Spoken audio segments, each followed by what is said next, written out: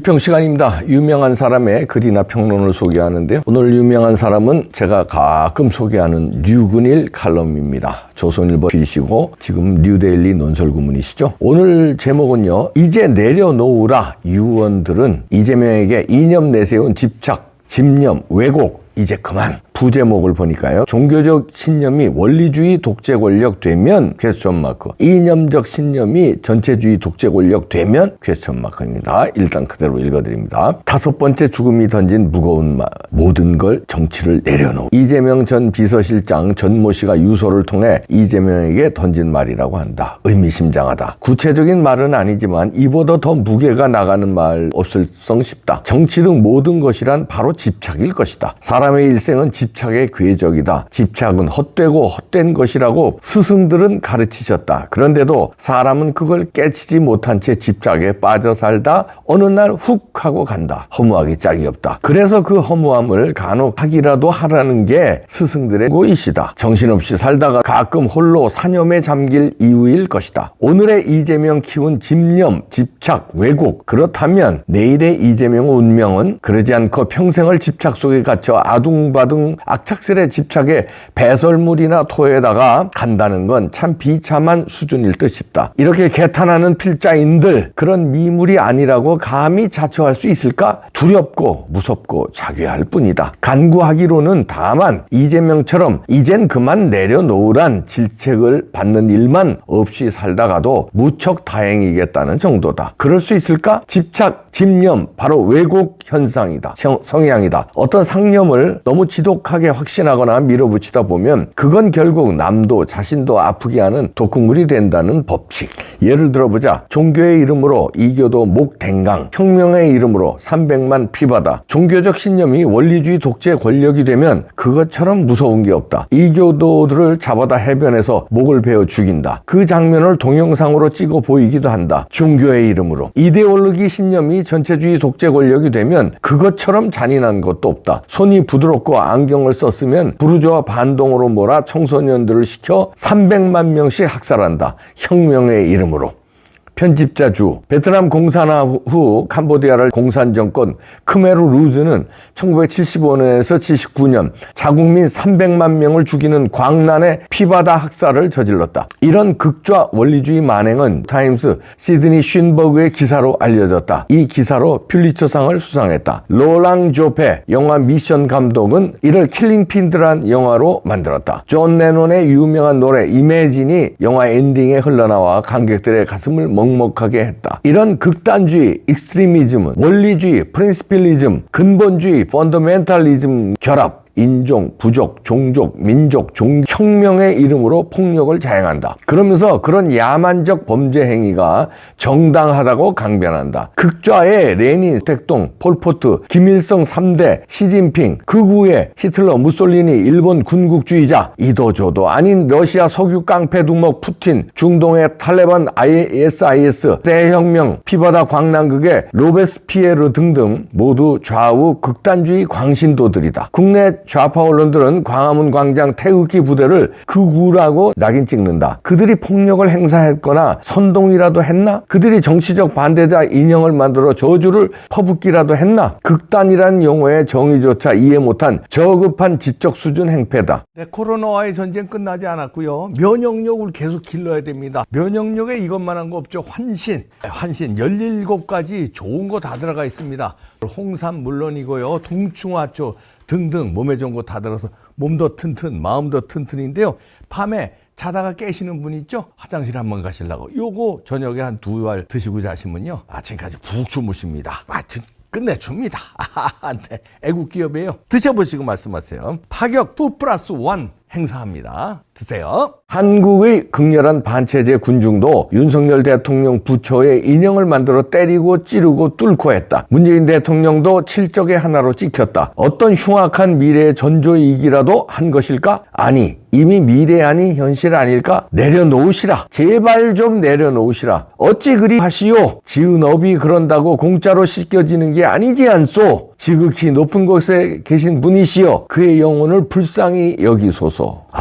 이렇게 유근일 선생 글 언제라도 강렬하면서 게투더 포인트 확실히 하시죠. 여기 이 칼럼에 두 사진이 있는데요. 처음 거는 이제 킬링필드 그 포스터인데, 로랑 조펠 감독의 1985년 영화 킬링필드의 포스터죠. 목처럼 엄청나죠. 그 다음에 두 번째 이미지 사진은 캄보디아 킬링필드 학살 자료실에 있는 희생자 유골들입니다. 끔찍합니다. 혁명이란 이념이란 이름으로, 종교란 이름으로, 민족이란 이름으로, 또 피부색이 다르다는 어떤 그 가치관으로 상대를 무자비하게 죽이죠. 그건 뭐 동서고금에 다 있었죠. 프랑스 대혁명의 그 로베스피에르도 광란의 칼춤을 어마어마한 사람들을 죽였지만 자기도 결국은 나중에 처형을 당하죠. 왕부터 죽인 사람이니까. 혁명의 정당성을 위해서 로베스피에르가 유명한 말을 했죠. 왕일지 모른다. 그러나 왕을 죽이지 않으면 혁명이 죽는다. 혁명을 살리기 위해서라도 왕을 죽여야 한다. 뭐 이런, 로베스피에르는 뭐 변호사 출신이니까 아주 명문을 남겼는데,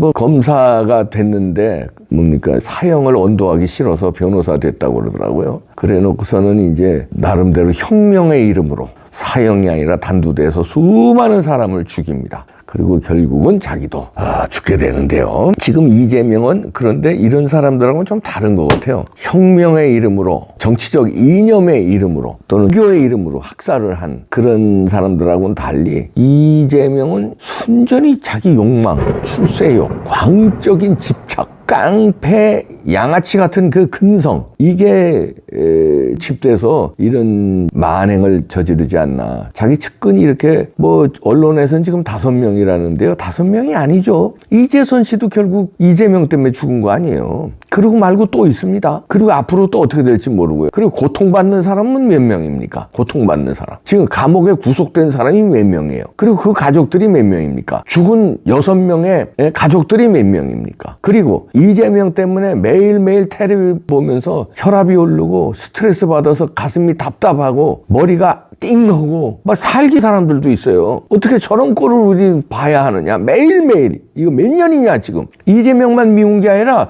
이재명을 감옥에 쳐넣지 못하는 국힘당도 밉고 윤석열 대통령까지 미워하게 된다는 사람들도 있어요.